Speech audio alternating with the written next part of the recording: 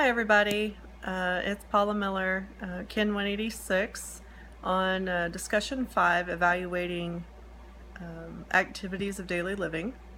The form that I found online to evaluate ADLs basically is used for the elderly.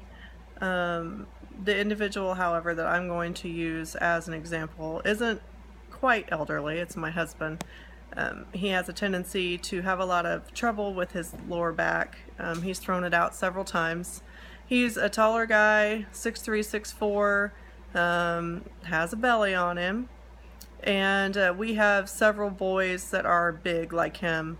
And it's always been a concern of mine that their abs are weak. They're weak in their core, and it makes them more susceptible to back injuries. And the few times that my husband has thrown out his back, he has been completely useless. I mean, he can basically do nothing but lay in bed and be miserable. So the form that I found online, I'm going to go ahead and show you. If I can, I guess I can't turn my camera around, can I? But my Wi-Fi is out at my house. I have not had any internet since last weekend. So it's been a struggle to get the module done this week, but I'm using my phone as a hotspot, and hopefully if you can see that, that is the form that I found online, and it's an evaluation system, a rating system, where you can go through and ask your patient how well they can accomplish these tasks on their own.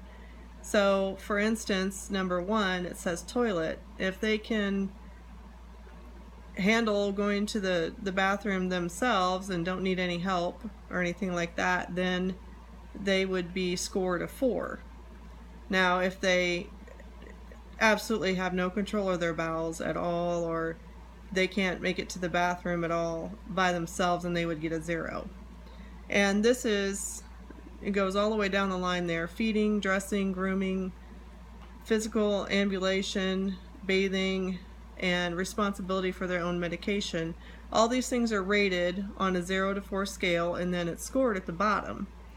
And you can use this more than once. You can come back later and evaluate the individual again, score them again, and see if they've made any improvement. So